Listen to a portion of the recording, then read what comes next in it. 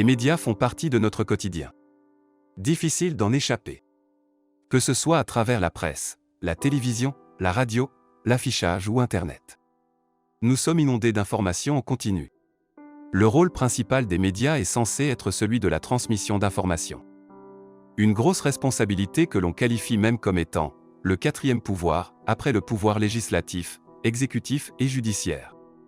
Effectivement, les médias peuvent influencer l'opinion publique en prenant l'initiative de choisir et d'aborder les sujets sous l'angle qui leur convient.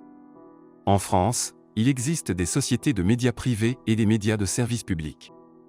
Dans le secteur privé, quelques grands groupes se partagent la majeure part d'audience médiatique. 90% des quotidiens nationaux vendus chaque jour appartiennent à 10 milliardaires. Des oligarques qui feraient aussi plus de 55% de part d'audience avec la télévision et plus de 40% avec la radio. Bien que l'activité médiatique ne soit pas nécessairement leur principal secteur d'activité, ces richissimes patrons ont trouvé un intérêt particulier à concentrer une part de leurs investissements dans les médias. Cette concentration des médias est un danger pour la diversité de l'information, car cette minorité possède le pouvoir d'influencer l'opinion publique, notamment lors d'élections présidentielles. Certains journalistes se voient même censurés suite à leurs investigations.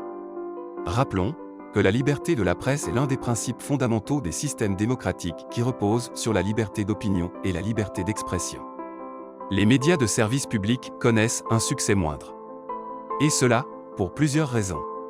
Premièrement, ils peinent à se différencier et créent souvent le sentiment de copier-coller.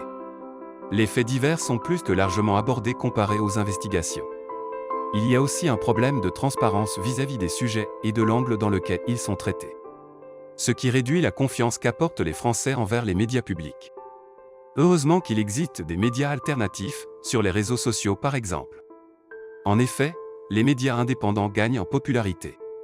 Ils ne sont pas tenus par des milliardaires, ni par les services publics, et permettent donc aux journalistes d'aborder des sujets délicats sans risquer de rentrer en conflit d'intérêts avec la hiérarchie.